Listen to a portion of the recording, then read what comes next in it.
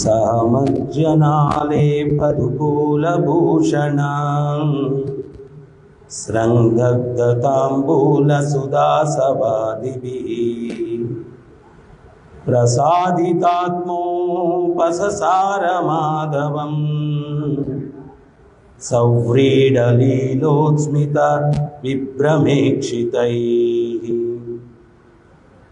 చక్కగా స్నానము చేసి లేపనములను శరీరమునకు అలదుకొని మేలైన వస్త్రములను ధరించి ఆభరణములు పూమాలలు గ్రంథములతో అలంకరించుకొని తాంబూలమును నమలుచు సుగంధమధువును త్రాగినదై త్రివక్ర చక్కగా తయారై సిగ్గుతోనూ లీలాహాసముతోనూ కూడినట్టి మరులు గొల్పెడి చూపులతో శ్రీకృష్ణుని సమీపించను.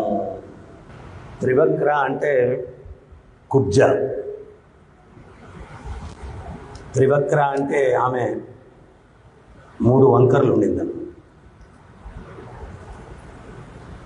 కానీ భగవంతుడంటే అమితమైనటువంటి ప్రేమ. భగవంతుడు జీవుని యొక్క కోరికను బట్టి స్పందిస్తూ ఉంటాడు.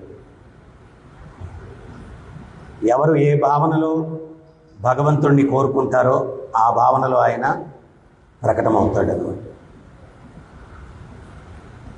ఆమె భగవంతుని యొక్క సాంగత్యాన్ని కోరుతూ ఏ రకంగా తయారైంది అనేటువంటి విషయాన్ని ఇక్కడ వివరిస్తూ ఉన్నారు. అయితే భౌతిక జగత్తులో జీవుడు బంధింపబడ్డానికి ముఖ్యమైనటువంటి కారణం ఏంటి అంటే కామం. శాస్త్రాలు ఏం చెప్తాయి అంటే మదపు టేనుగుని ఏ రకంగా గొలుసుతో బంధిస్తారో కామం అన్నటువంటిది జీవుణ్ణి భౌతిక జగత్తులో ఆ రకంగా బంధిస్తుంది. అయితే ఆ బంధనాల నుంచి విముక్తిని పొందాలా అంటే భగవంతునికి మనం శరణాగతి పొందాలి. గీతలో భగవంతుడే స్వయంగా ఈ విషయాన్ని స్పష్టపరుస్తూ ఉన్నారు. దైవీయేషా గుణమయీ మమ మాయా దురత్యయ మామేవ ఏ ప్రపద్యంతే మాయామేతాం తరంతితే. ఈ త్రిగుణాలతో కూడినటువంటి మాయాశక్తి నా శక్తి, నీ శక్తితో నువ్వు దాన్ని జయించలేవు. మామేవ ఏ ప్రపద్యంతే మాయామేతాం తరంతితే. నాకెప్పుడైతే శరణాగతి పొందుతావో అప్పుడు నువ్వు మాయను జయించగలవు. శ్రీ చైతన్య మహాప్రభు ఒక విషయాన్ని చెప్పారు. కృష్ణేర సూర్య సమాన్ మాయార అంధకార్ యహా కృష్ణ తహా నహి మాయార అధికార్. కృష్ణుడు సూర్య సమానుడు, మాయ అంధకారం. సూర్యుడు ఎక్కడుంటే చీకటికి తావులేదు. ఇప్పుడు సూర్యుడు ఉదయించేది చీకటి ఉందా? అదే రకంగా కృష్ణుడు ఎక్కడుంటే అక్కడ మాయకు అధికారం లేదు. ఆచార్యులు ఎందుకు ఎల్లవేళలా భగవంతుణ్ణి స్మరిస్తూ ఉండండి అంటున్నారు అంటే భగవంతుని యొక్క ఆబ్సెన్స్లో మాయ దూరేస్తుంది.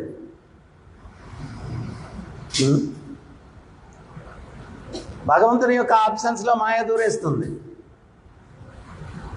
అందుకని ఎల్లవేళలా ఆయన్ని స్మరిస్తూ ఉండాలా అంటున్నారు. ఆయన్ని స్మరిస్తే ఏమవుతుంది? ఆచార్యులు వర్ణిస్తారు, భగవంతుని యొక్క లీలలను భగవంతుని యొక్క నామాన్ని స్మరించేటువంటి వ్యక్తులు ఆవు దూడతో సమానమంట.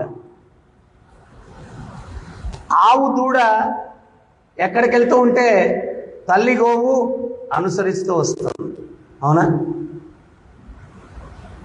గమనించారా? దూడ ఎక్కడికి వెళ్తూ ఉంటే తల్లి వెనకాల అనుసరిస్తుంది. ఎవరైతే భగవత్ నామాన్ని భగవత్ లీలలను కీర్తిస్తూ ఉంటారో ఆ తల్లి ఆ దూడను ఏ రకంగా అనుసరిస్తుందో ఆ తండ్రి కృష్ణుడు ఆ వ్యక్తిని అనుసరిస్తూ ఉంటాడంట, అక్కడ ఉపస్థితమై ఉంటాడంట. సో మనతో ఎల్లవేళలా కృష్ణుడు అనుసరిస్తూ మనతో ఉండాలా అంటే మనం ఏం చేయాలా? ఆయన యొక్క నామాన్ని, ఆయన యొక్క లీలలను కీర్తిస్తూ ఉండాలా.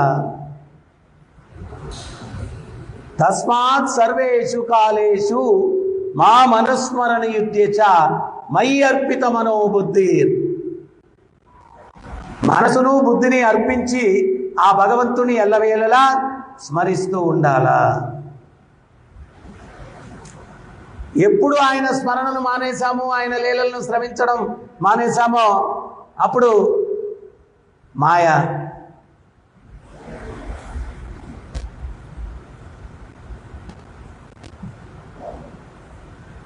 విప్రనారాయణుడు అని చెప్పి ఒక మహాభక్తుడు ఉన్నాడు. ఆయన ఆశ్రమం ముందు దేవదాసి జనం పోతూ ఉన్నారు.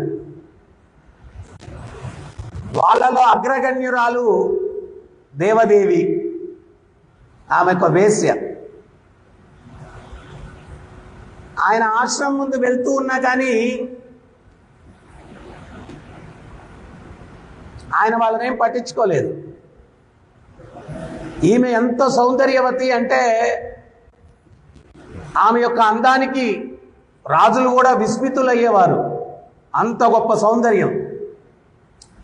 ఈమె చెలికత్తలను అడిగింది, ఇతనెవడే నన్ను చూసి కలత చెందట్లేదు? అప్పుడు వాళ్ళు అన్నారు, ఎవరినెవరినో మోహితులు చేయడం కాదు, ఇటువంటి వ్యక్తిని మోహితం చేయాలా. ఆమె వాళ్ళతోటి పందెం కాసిందన్నమాట. ఆయన ఏదో ఒక రకంగా ఆధ్యాత్మిక స్థితి నుంచి పతనం చేస్తాను.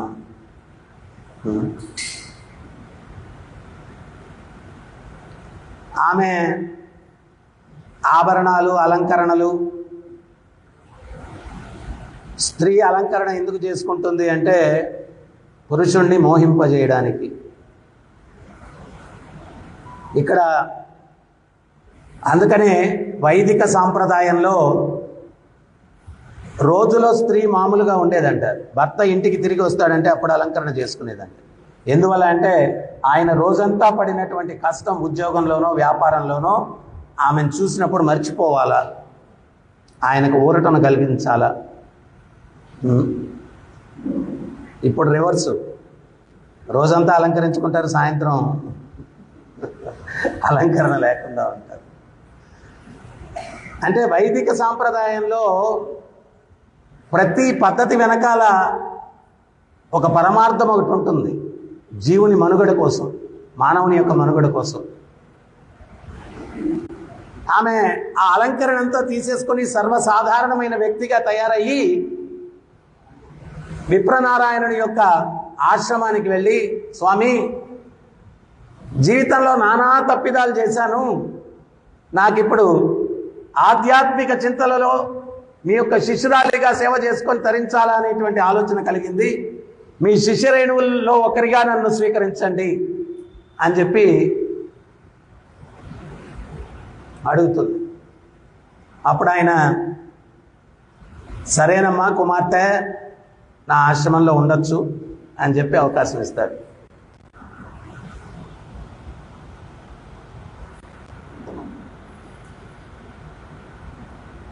ఆమె చాలా చక్కగా సేవలు చేస్తూ ఉండేటువంటిది, ఈయనేం పట్టించుకునేవాడు కాదు. ఒకరోజు ఆయన స్వామి కైంకర్యానికి వెళ్ళి వచ్చేసరికి వర్షం పడుతూ ఉంది. ఆమె ఆ వర్షంలో తడుస్తూ కూడా పని చేస్తూ ఉంది. అది చూసి ఈయన ప్రసన్నమైపోయాడు. మా తడుస్తూ పని చేస్తూ ఉన్నావు, కొంచెం సేదతీరు అని చెప్పి పిలిచాడు అన్నమాట.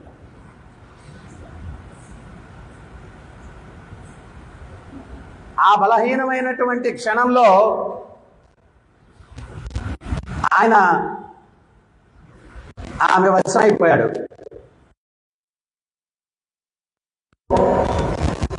చేసింది పందెం కాసింది, అయిపోయింది, పని వెళ్ళిపోయింది.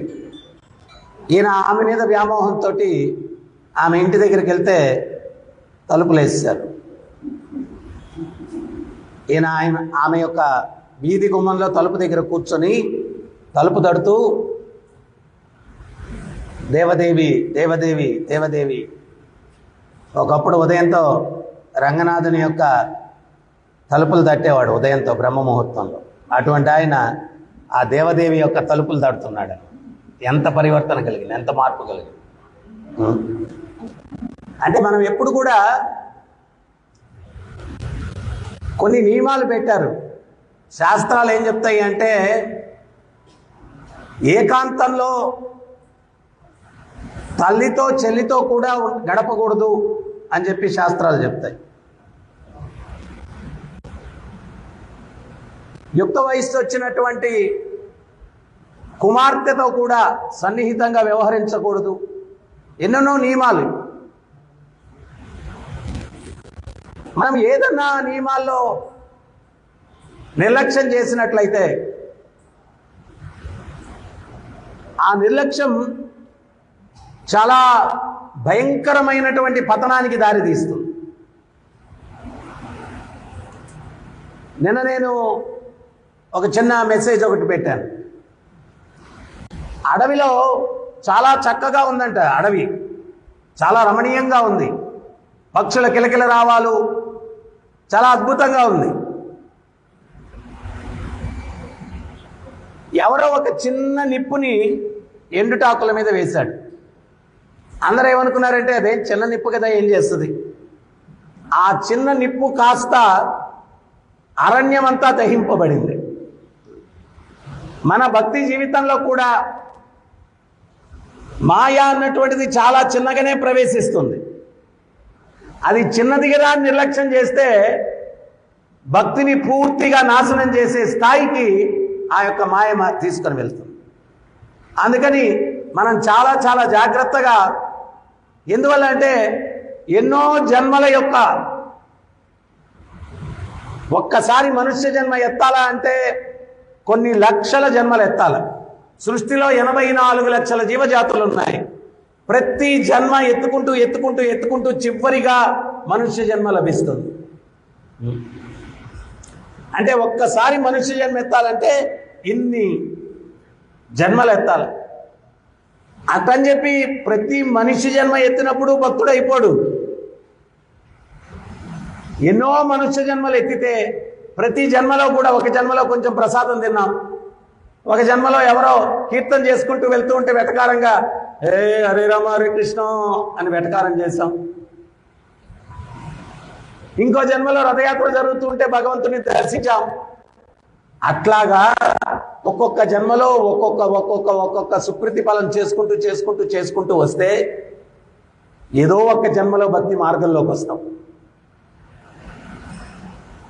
ఆ భక్తి మార్గంలోకి వచ్చినప్పుడు కూడా అదే జన్మలో పూర్ణత్వం ఉంటుందో లేదో తెలియదు. మనం చూస్తూ ఉంటాం, కొంతమంది ఉత్సాహంగా వస్తారు, వెళ్ళిపోతారు భక్తిలో. ఆ రకంగా ఎన్నో వేల లక్షల జన్మలు ఎత్తితే స్థిరమైనటువంటి భక్తి అనేటువంటిది మనకు వస్తుంది. స్థిరమైన భక్తి మనకు వస్తుంది. సో మనం ఏదైనా కానీ చిన్నదిగా ఉన్నప్పుడే గుర్తించి దాన్ని మనం సరిదిద్దుకునేదానికి ప్రయత్నం చేయాలా. ఆ అడవిలో అగ్ని చిన్నదిగానే పుట్టింది, దాన్ని నిర్లక్ష్యం చేసేసరికి అది మహాదావాగ్నిగా అడవి అంతా కూడా దహించేసింది. సో మనం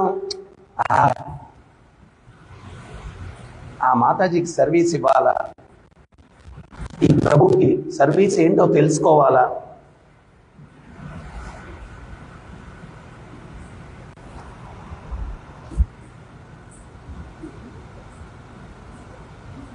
ప్రభువులు ఉన్నారు, సర్వీస్ చేసుకోండి. మాతాజీలు ఉన్నారు, సర్వీస్ చేసుకోండి. ఈ తలకాయ నొప్పొద్దు.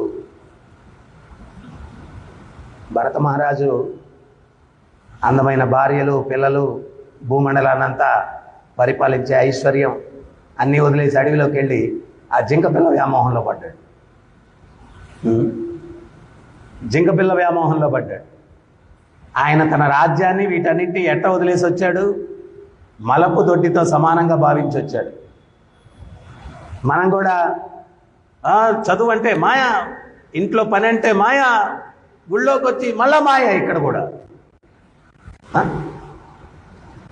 ఉపయోగం ఏముంది? అక్కడ మాయా మాయా అని వచ్చి మళ్ళీ ఇక్కడ కూడా మాయలోకి దిగితే. సో అందుకని మన గమ్యం ఏమిటి అనేటువంటిది ఒక నిర్ధారణ అయిన తర్వాత ఆ గమ్యాన్ని చేరుకునే దాని మీదే మన ఏకాగ్రత ఉండాలా. అది ఎక్కడి నుంచి నేర్చుకోవాలంటే ధ్రువుడి దగ్గర నుంచి నేర్చుకోవాలా. ధ్రువ అంటే స్థిరమైన చిత్తము కలిగిన వాడు. ఆయనకు క్లారిటీ ఉంది జీవితంలో ఏం చెయ్యాలా అని. ఆ క్లారిటీ ఏంటి అంటే కృష్ణుణ్ణి నేను ఎట్లాగైనా దర్శనం పొందాలా, అది ధ్రువుడు క్లారిటీ. ఆ దర్శనాన్ని చేరుకునేంత వరకు ఆటంకాలు ఏమొచ్చినా కానీ దాన్ని నేను జయించాలా.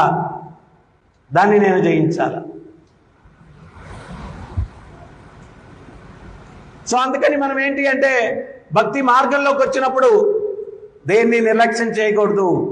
భక్తి నుంచి మనల్ని పక్కకు తీసుకుని వెళ్ళేటువంటి దేని నుంచి అయినా కానీ నిర్లక్ష్యాన్ని మనం వ్యవహరించకూడదు. కామ కాంచన కీర్తి ఏదైనా చాలా జాగ్రత్తగా ఉండాలి.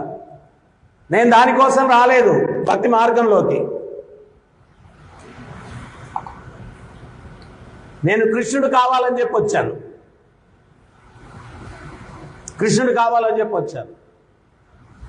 సో అందువల్ల మనల్ని పక్క ద్రోవ పట్టించేది ఏదైనా కానీ మనం జాగ్రత్తగా ఉండాలి. మరి అంత త్యాగంతో వచ్చినటువంటి భరత మహారాజు ఆ జింకపిల్ల వ్యామోహంలో పడి ఆధ్యాత్మికంగా పతనమయ్యాడు. దానికి కారణం ఏంటి? ఆయన గురువు లేడు పక్కన. మనం ఏమనుకుంటామంటే అథారిటీ ఎవరు కూడా మనల్ని గమనించకూడదు, మనకేం చెప్పకూడదు. మనం ఏం చేసినా భజన చేయాలా, భలే చేసావు, వెరీ గుడ్. ఏమయ్యా మంగళారతికి రాలేదు, ఏమయ్యా జపం చేయలేదు అంటే నువ్వు రాలేదా, వెరీ గుడ్, చప్పట్లు కొట్టండి అందరూ. ఎవరు కొట్టారు? జపం చేయలేదా, వెరీ గుడ్, సూపర్.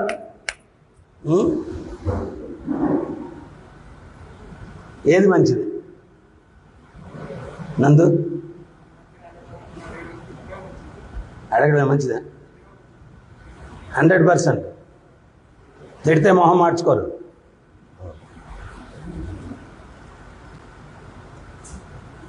సో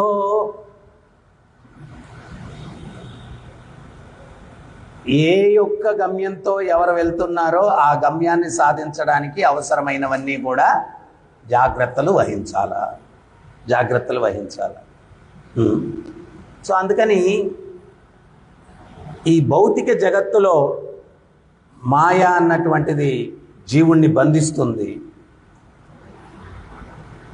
ఆ మాయ మన మీద ప్రభావం చూపించకుండా ఉండాలంటే మనం కృష్ణుణ్ణి మనతో ఉంచుకోవాలి. కృష్ణుడు ఏ రకంగా మనతో ఉంటాడు? ఎల్లవేళలా భగవత్ నామాన్ని జపిస్తూ భగవత్ లీలలను శ్రవణం చేస్తూ ఉంటే కృష్ణుడు ఏ రకంగా ఉంటాడు? దూడ వెనకాల ఆవు వచ్చినట్టుగా ఎవరు ఆ కీర్తన చేస్తూ ఉంటారో, హరే కృష్ణ కృష్ణ కృష్ణ హరే హరే, హరే రామ రామ రామ హరే హరే.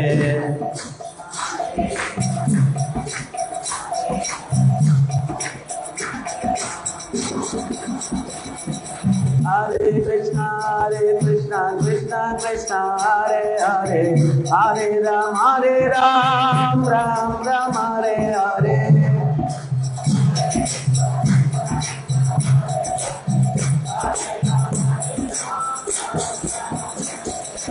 హరే కృష్ణ కృష్ణ కృష్ణ హరే హరే, హరే రామ రామ రామ హరే హరే.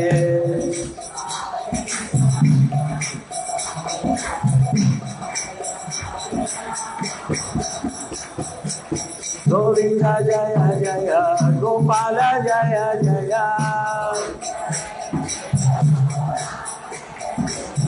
గోవింద జయ జయ గోపాల జయ జయ రాధారమణ హరి గోవింద జయ జయ రాధారమణ హరి గోవింద జయ జయ గోవింద గోవింద గోవింద గోవింద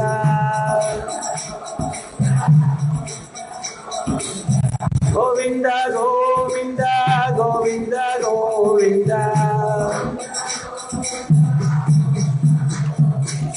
గోపాల గోపాల గోపాల గోపాల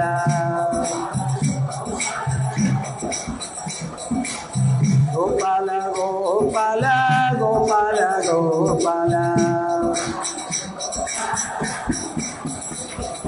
రాధే రాధే గోవింద రాధే గోవింద రాధే రాధే గోవింద రాధే గోవింద రాధే రాధే గోపాల రాధే గోపాల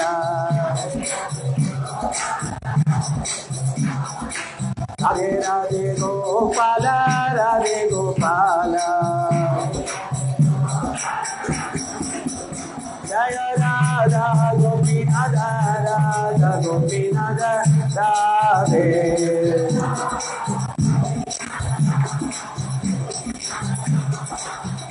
జయ జగన్నాథ జయ జగన్నాథ బలదేవ జయ సుభద్రమాయే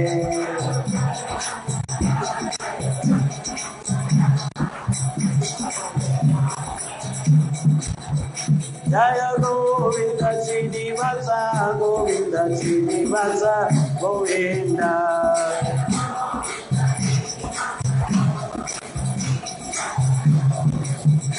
జయ గౌరాన్వితాయ జయ గౌరాన్వితాయ గౌరాన్వితాయ జయ గౌరాన్వితాయ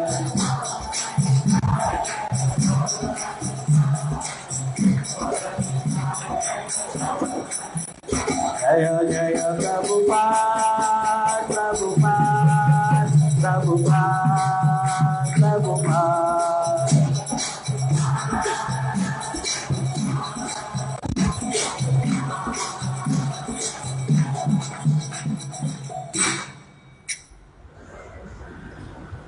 గురుముఖ పద్మవాక్య. గురువు దగ్గర నుంచి ఏదైనా ఒక సందేశం వస్తే దాన్ని మనం తీవ్రతతో తీసుకునేదానికి ప్రయత్నించాలన్నమాట.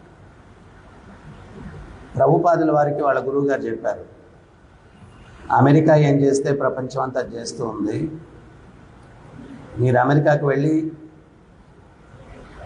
ఈ సనాతన ధర్మాన్ని ప్రచారం చేయండి. భక్తి సిద్ధాంత సరస్వతి మహారాజుల వారు రోజు చెప్తూ ఉన్నారు ఆ ప్రభుపాదుల వారికి ఆ విషయం, రోజు చెప్తూ ఉన్నారు. ఎన్నిసార్లు చెప్పారు? ఒక్కసారి చెప్పారు. ఆయన జీవితం అంతా దాని మీద ధ్యానం పెట్టారు, లైఫ్ అంతా దాని గురించి ఆలోచించారు. అంత తీవ్రంగా ఆయన ధ్యానం పెట్టారు కాబట్టి ఫలితాన్ని సాధించగలిగారు. రామానుజాచార్యుల వారు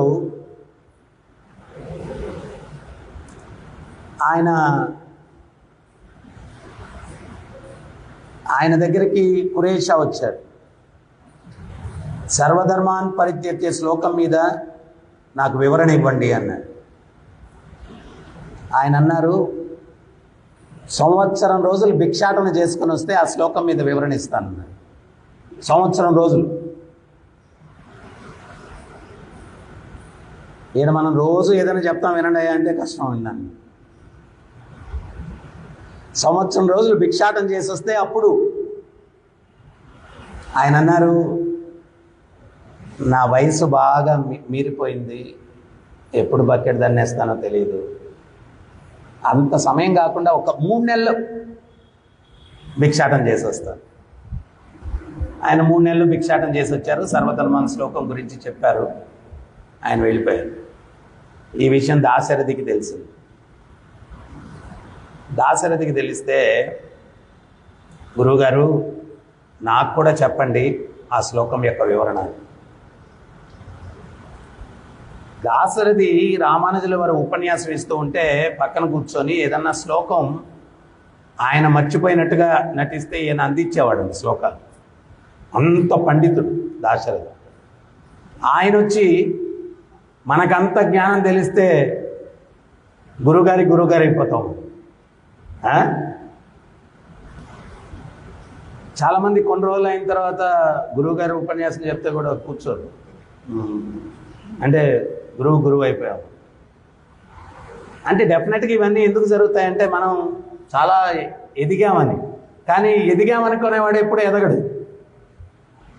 నేను ఇంకా ఎదగలేదు అనుకునేవాడు ఎదుగుతాడు ఆధ్యాత్మికంగా. సో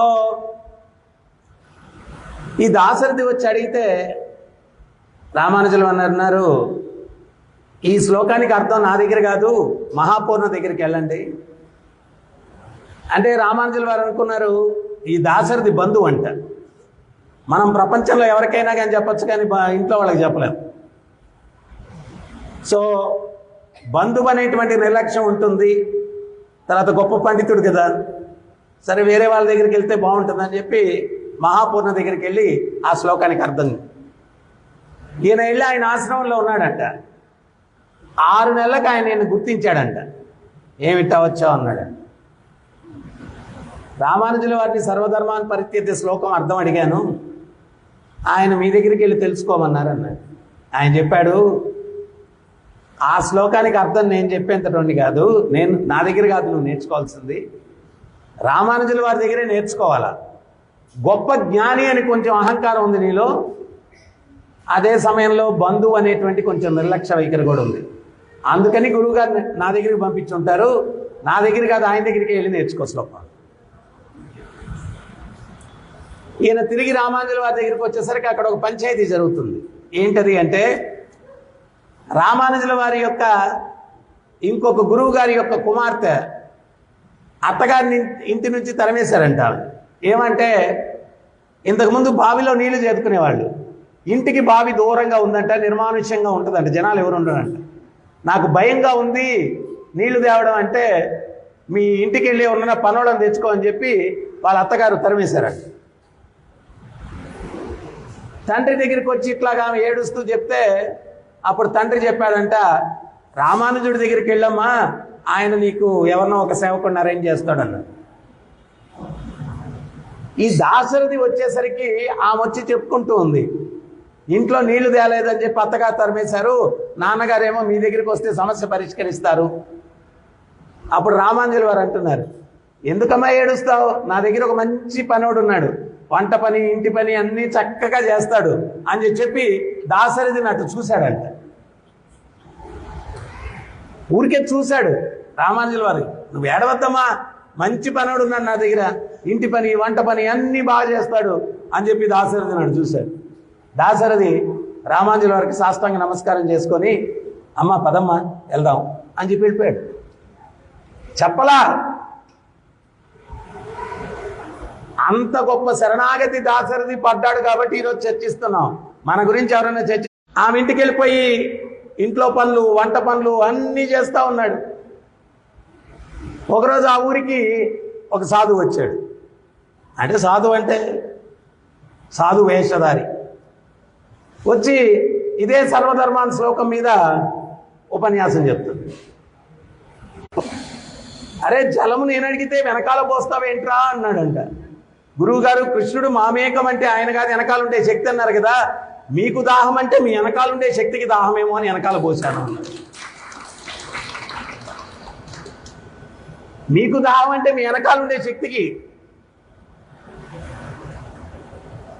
దీన్నే వక్రభాష్యం అంటారు. కృష్ణుడు స్పష్టంగా చెప్తున్నాడు, మామేకం శరణం రజ, నాకు శరణాగతి పొందా అంటే కృష్ణుడికి శరణాగతి పొందాలా.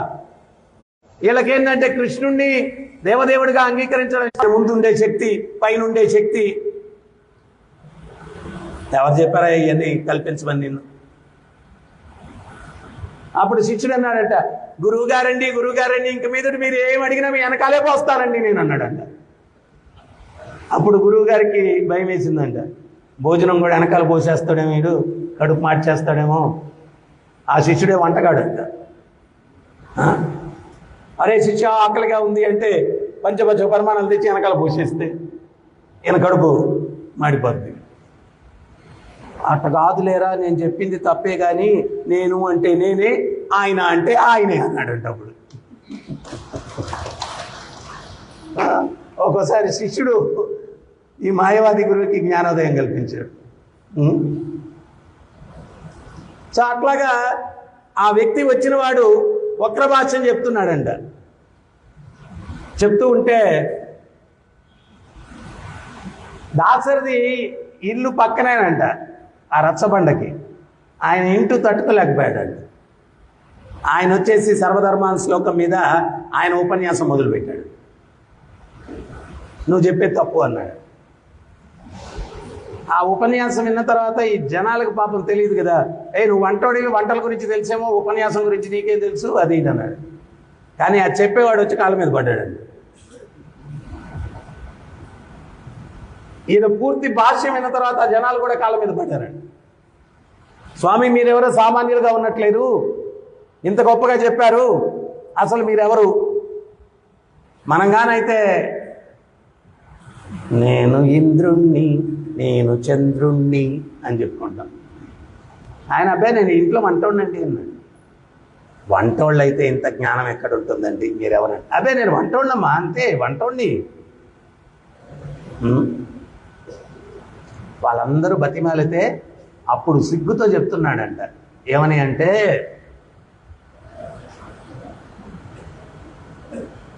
యతిరాజులు, యతి అంటే సాధువులు, వాళ్ళకి రాజు రామానుజుడు, వారి శిష్య కోటిలో నేనొక్కడిని, అర్హత లేనటువంటి శిష్యుడిని, నా పేరు దాశరథి అన్నాడు. అప్పటికే దాశరథి అంటే చాలా ఫేమ్ అంట. వాళ్ళందరూ మహానుభావ మీరు దాశరథియా, మీరొచ్చి ఇంట్లో పని చేస్తున్నారా? గురువుగారు ఆజ్ఞ, ఆ ఇంట్లో పనులన్నీ కావాలంటే మేము ఊరి జనాలందరం చేస్తాం, మీరు మాత్రం ఈ పని చేయకూడదు, కలిగించండి, లేకపోతే మేము ఆ ఊరికి కూడా వెళ్ళమన్నారండి. అంటే నిజమైన అర్హత ఇదే, అన్ని ధర్మాలను వదిలిపెట్టి శరణాగతి పొందడం అంటే ఇదేను.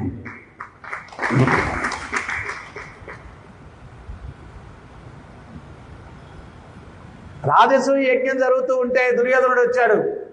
ధర్మరాజు నాకు కూడా ఏదైనా సేవిస్తావా అన్నాడు. మీరేం కావాలో అదే నిర్ణయించుకోండి, మీరే చేయండి. అటులైనచో రిసెప్షన్లో నేను ఉంటాను, అంతా నా వల్లే జరిగిందని అందరూ అనుకోని అన్నాడు. కృష్ణుడు వచ్చే నాకు కూడా సేవ ఇమ్మన్నాడంట. స్వామి రాజసూయం చేయడమే ప్రపంచానికి మీరు దేవదేవుడని తెలియపరచాలని నేను రాజసూయం చేస్తున్నాను, మీకు నేను సేవ ఇవ్వడం ఏంటి? లేదు, ఇంత గొప్ప భక్తుడి నువ్వు, నీ ఇంట్లో ఇంత గొప్ప కార్యం జరుగుతుంటే నేను ఎట్లా ఊరికే ఉంటాను, ఏదో ఒక సేవ ఇవ్వను.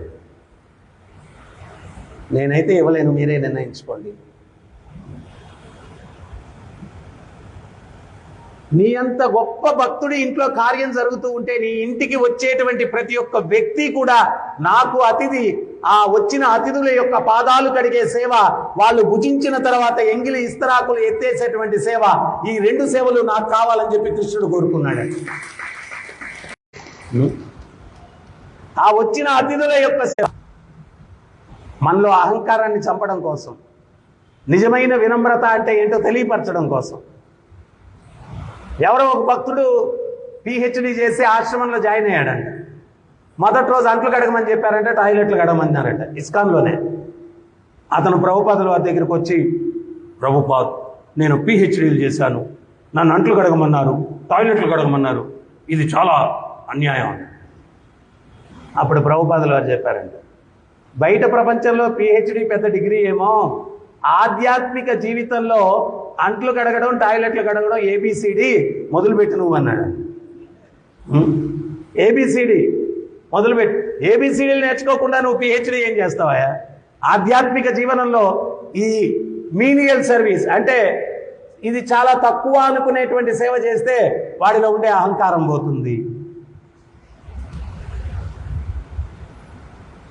ఇప్పుడు ఇక్కడ ఏంటంటే మేము ఆ రోజులు వేరు, ఇప్పుడంతా పెద్దానికి పనోళ్ళు అనమాట. నేను కూడా ఆశ్రమంలో చేరినప్పుడు 2 years రోజు 6 టాయిలెట్స్ కడిగేవాడు. దాంట్లో ఏమైనా మరక ఉంటే టెంపుల్ ప్రెసిడెంట్ అనేవాళ్ళు, నీ బుర్రలో మలం ఉన్నట్టుంది, అందుకని చెప్పి దాంట్లో మరక ఉంది, నీట్గా క్లీన్ చేయాలి. అంటే మేము ఎప్పుడు చెప్పించుకోలేదు, వేరే వాళ్ళని అంటుంటే విన్నది. ఈరోజు ఇట్లా అన్నిటికీ పనోళ్ళే, అన్నిటికీ పనోళ్ళు. ఇవన్నీ కూడా మనలో వినమ్రత కోసం. ఇంతకుముందు ఆశ్రమంలో చేరితే రాజకుమారుడైనా భటుడు కుమారుడైనా భిక్షాటనకి వెళ్ళేవాడు. ఎందుకు? భిక్షాటనకి వెళ్తే అక్కడ కూడా అహంకారం, మనం వెళ్ళి అడుక్కుంటే వాళ్ళు చీపో అంటారు. ప్రభుపాదులు వారు చెప్పారు, అప్పట్లో భిక్షాటన, ఇప్పుడు విరాళాలు సేకరించడం. వెళ్ళు బయటికి లైఫ్ మెంబర్షిప్ చేసుకోండి. ఈ మందిరాలు నిర్మాణం చేసినప్పుడల్లా ఊరు వాడవాడ తిరిగి తీసుకొస్తే ఇది నిర్మాణం అయింది. ఎన్నోసార్లు రోజంతా ప్రచారం చేసి మళ్ళీ రాత్రి ఇంకో ఊరికి వెళ్ళడానికి డ్రైవింగ్ చేసుకుంటా ఎన్నోసార్లు నిద్రపోయిన సందర్భాలు ఉన్నాయి. భగవంతుడు కాపాడబట్టి ఈరోజు కూర్చొని మాట్లాడతాం. చాలాసార్లు అయిందంట. ఆ డ్రైవ్ చేసి ఉన్నట్టుండి రియలైజ్ అయితే నిద్రపోయాను. అప్పుడు దిగేసి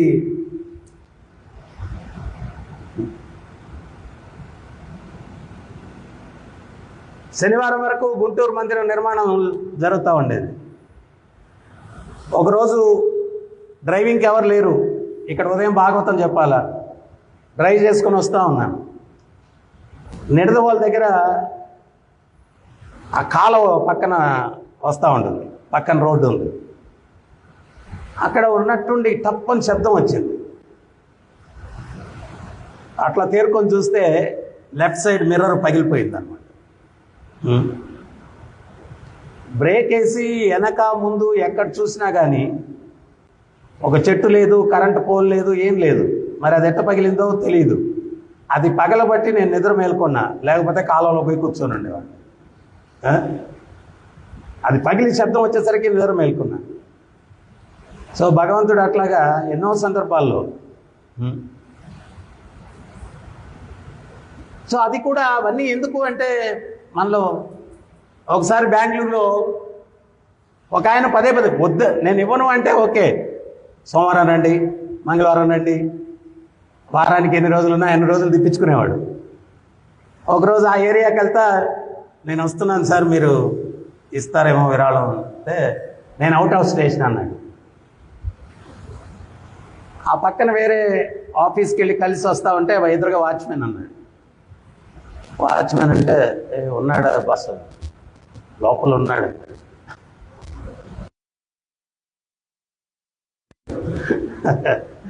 లోపల ఉన్నాడు. సరే లాస్ట్ ట్రయల్ చేద్దామని చెప్పి వెళ్ళాను లోపలికి. ఆయనకి అబద్ధం చెప్పాడు కదా, చాలా అహం దెబ్బతినేసింది. మేమేమన్నా అప్పున్నావా ఏంటి, ఊళ్ళో లేనంటే మళ్ళా వచ్చావు, అది ఇది రావద్దు మన ఎగిరేసింది. సారీ అని చెప్పాము. మరి ఏమైందో తెలియదు. కరెక్ట్గా 15-20 రోజులకి జన్మాష్టమి వచ్చింది. ఆ జన్మాష్టమి రోజు వచ్చి సాష్టాంగ నమస్కారం చేసేసి, మీరు నన్ను 1 మెంబర్షిప్ అడిగారు, కానీ మా 2 పిల్లల్ని 2 మెంబర్షిప్లు ఇస్తాను, మొన్న పొరపాటుగా మాట్లాడాను, క్షమించండి అని చెప్పి 2 మెంబర్షిప్లు ఇచ్చామని. సో అట్లాగంతా ఒక్కొక్క మందిరం నిర్మాణం చేయడానికి ఎంతెంతో కష్టపడి రాత్రి పగలు ప్రచారంలో తమాషగా ఉండేది. వేరే ఊరు, అక్కడ టెంపుల్ లేదు, ఏం లేదు. ఆయన ఎప్పుడో మన మందిరానికి వచ్చి ఉంటాడు. ఆయన ఏదో బయట ఏదో తీసుకొచ్చి ఉంటాడు, మేము తినమండి అని ఉంటాం, అది మనసులో పెట్టుకొని ఉంటాడు. మేము వేరే ఊరికి ప్రచారంకి వెళ్తే మాతో వస్తాడు ఆయన. వచ్చిన తర్వాత వాళ్ళు అడుగుతారనమాట, గురువుగారు ఏమన్నా భోజనం చేస్తారా? మనకన్నా ముందే ఈయన, వీళ్ళు అసలు ఏం తినరు, అసలు తినరంటే తినరు, బయట అస్సలు ఏం ముట్టుకోరు, తినరు అంటాడు. ఉదయం ఎవరన్నా ఆఫర్ చేస్తే అట్లాగే, మధ్యాహ్నం ఎవరన్నా ఆఫర్ చేస్తారు, సాయంత్రం ఎవరైనా చేస్తాడు 3 పూట్ల ఏం లేదు కడుపు. తర్వాత కొన్ని రోజులు అయిన తర్వాత అయ్యా బాబు అట్టయితే బతకడం కష్టం బాబు, ఉల్లిపాయ వెల్లుల్లిపాయ లేకుండా ఏదైనా చేసి ఇస్తే బయట ఊళ్ళలో ఏదో మేము భగవంతుడికి పెట్టుకొని తింటాం. సో సరే కొన్ని రోజులకి ఏ ఇంటికి పోయినా ఉప్మానే, ఈజీ కదా. ఉదయం ఉప్మా, మధ్యాహ్నం ఉప్మా, సాయంత్రం ఉప్మా. సో ఒక్కొక్కసారి అట్లా ప్రచారానికి వెళ్తే 10 రోజులు, 15 రోజులు, 20 రోజులు, అది కూడా ఏదో 2 కాంట్రాక్ట్కి వెళ్ళిపోయాం వచ్చేసాం అట్ట కాదనమాట. నాతో వచ్చిన భక్తుల్ని మీరు అడగండి. ఇప్పటికి కూడా మన రాధా మనోహర్ ఉన్నాడు కదా, నాతో తిరిగేవాడు, నా వెనకాల వచ్చేవాడు. అడగండి, ఉదయం 7 గంటలకు మొదలైతే రాత్రి 10, 11 వరకు ప్రచారం చేస్తూనే ఉండేవాళ్ళు. చేస్తూనే ఉన్నాం. ఏదో అటు పోయాము వచ్చేసాము, కాంటాక్ట్స్ అయిపోయాయి, అట్ట కాదు. అట్లంతా కష్టపడబట్టి మందిరాలన్నీ వెలిసాయి, ఊరికినే ఏం రాలేదు.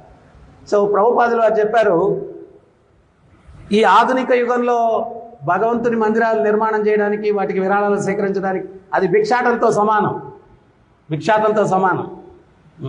వెళ్ళాలా, ప్రార్థన చేయాలా. ఎందువల్లంటే స్వామి వాళ్ళని కన్విన్స్ చేసి వాళ్ళు ఏదైనా విరాళం ఇస్తే నీ మందిరం నిలబడుతుంది, మందిరం వల్ల ప్రచారం జరుగుతుంది. ఈరోజు ఇది కటపట్టి కదా, ఇంతమంది మనం కూర్చొని భగవంతుడి గురించి చర్చించుకునేదానికి అవకాశం లభిస్తుంది. ఇన్ని వేల మంది వచ్చి భగవంతుని దర్శించి ఆయన అనుగ్రహాన్ని పొందుతూ ఉన్నారు. అదే మందిరమే లేకపోతే ఇవన్నీ జరుగుతాయా?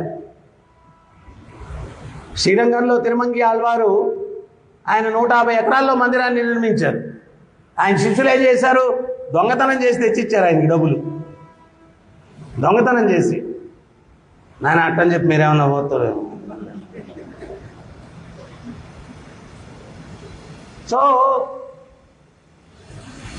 ఇవన్నీ కూడా ఎందుకు అంటే మనలో ఉన్నటువంటి అహాన్ని చంపుకునేదానికి సేవలు. ఇప్పుడు సండే వచ్చింది, షాండిలైర్ బూజులు 3 వారాల నుంచి చూస్తూ ఉన్నాను. ఏదో యువకులు ఉన్నారు, అరే ఒక గంట టెంపుల్లో ఉండే బూజులన్నీ తుడుస్తాం. మందిర మార్జనాదిశో, మందిరాన్ని శుభ్రం చేస్తే మన హృదయ మందిరం శుభ్రం అవుతుంది. చేయొచ్చు. మేము ప్రతి సండే మహా క్లీనింగ్ అండ్ టెంపుల్ శుభ్రం చేసేవాళ్ళం, ప్రతి సండే. చేద్దామా?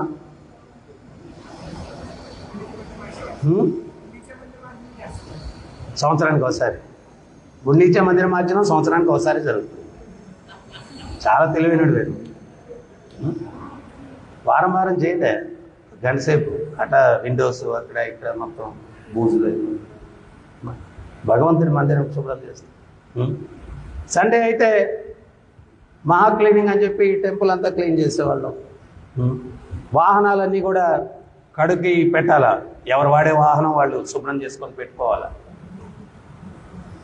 అంటే ఇవన్నీ కూడా ఏంటి అంటే మనలో అహంకారాన్ని తగ్గిస్తాయి. అహంకారం ఈ దాశరథి అంత గొప్ప పండితుడు ఒక ఇంట్లో పనివాళ్ళలాగా వెళ్ళిపోయాడు. ఇంకోటి ఏంటి అంటే భక్తిలో భగవంతుడు మనం ఏమి ఆశించి భక్తి చేస్తున్నాం అనేది కూడా గమనిస్తాడు. ఇప్పుడు ద్వారకలో ద్వారకాధీశుడు లేడు. ద్వారకాధీశుడు ఎక్కడున్నాడు? ద్వారకలో లేడాడు. ఎక్కడున్నాడు? డాకోర్ అనేటువంటి ప్రదేశంలో ఉన్నాడు. డాకోర్ నుంచి అది 250 కిలోమీటర్లు 300 కిలోమీటర్లు ద్వారకకి. ఒక భక్తుడు ప్రతి సంవత్సరం వచ్చి ద్వారకాధీశుని దర్శనం చేసుకునేవాడు. బాగా వృద్ధుడైపోయాడు. ఆయన ద్వారకాధీశుని ముందు నిలబడి, నేను వృద్ధుడిని అయిపోయాను, ఇంకా ప్రతి సంవత్సరం రాలేను స్వామి. ఆ రోజు రాత్రి భగవంతుడు స్వప్నంలోకి వచ్చాడు. నువ్వు రాలేవని అంటున్నావు కదా, నీతో నేను వచ్చేస్తే ఎట్టుంటుంది అన్నాడు. ఇదేంటిది, మీరెట్లా వస్తారు నాతోటి? వస్తే ఎట్టుంటుంది అన్నాడు. అంతకన్నా భాగ్యమా సౌభాగ్యమా స్వామి? మరి ఎట్లా స్వామి, మిమ్మల్ని నేను ఎత్తుకోలేనే అన్నాడు. ఎట్టొచ్చావు నువ్వు అని. ఎద్దుల బండిలో వచ్చాను. నీ ఎద్దుల బండి తీసుకొచ్చి మందిరం ముందు నిలబెట్టాను. అర్ధరాత్రి తీసుకెళ్లి ఎద్దుల బండి మందిరం ముందు నిలబెట్టాడు. ద్వారకాధీశుడు మందిరం తలుపులు తెరుచుకున్నాయి. విగ్రహం గెంతుకుంటూ వచ్చి ఎద్దుల బండి ఎక్కేసి తీసుకెళ్ళాను. ఆయన తీసుకుని డాకోర్ వెళ్ళిపోయాడు. ఉదయంతో పూజారులు తలుపులు తెరిస్తే విగ్రహం లేదు. ఎవరో ఈ ముసలాయన ఎద్దుల బండిలో ఎక్కించుకొని తీసుకెళ్లడం చూశారు. ఫలానోడు డాకోర్ నుంచి వస్తాడు కదా, అతను తీసుకెళ్ళిపోయాడు అన్నారు. వీళ్ళందరూ కూడా బళ్ళాలు బరిసెలు అన్నీ తీసుకొని యుద్ధంలాగా బయలుదేరి డాకోర్కి వెళ్ళారు. ఆయన శుభ్రంగా ఇంట్లో పెట్టుకున్నాడు స్వామిని.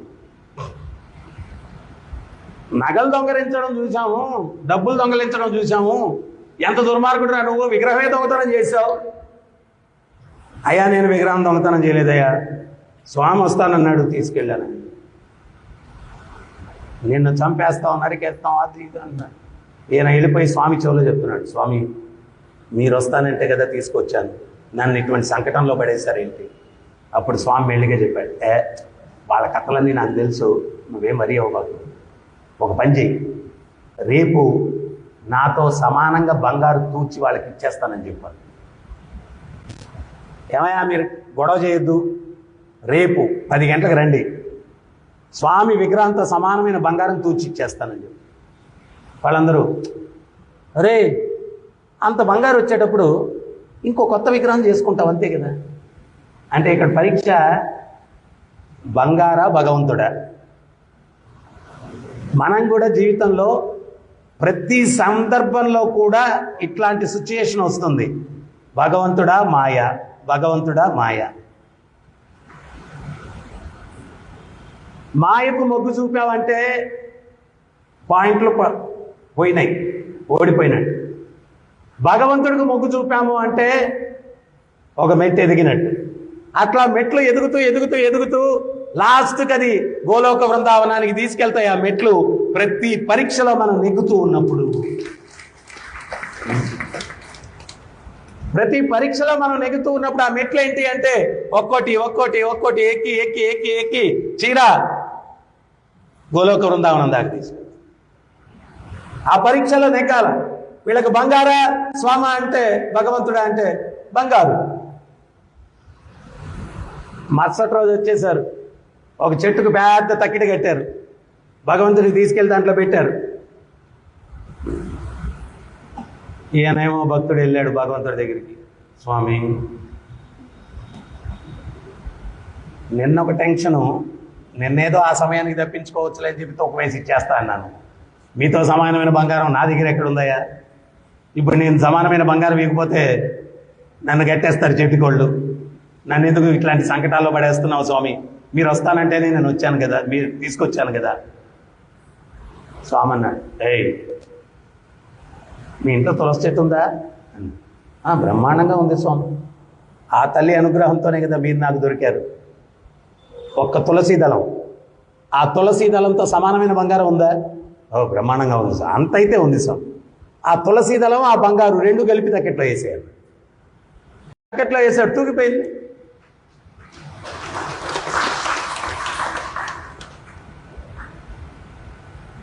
మోసం మోసం అన్నారు. మోసమే ఉందయ్యా, ఎంత దూగితే అంతే. సో అక్కడ పెద్ద మనుషులు కూడా మోసం ఏం లేదు, ఎంత దూగితే అంతే తీసుకొని వెళ్ళండి అన్నారు. వీళ్ళందరూ ఏడ్చుకుంటూ పోయారు.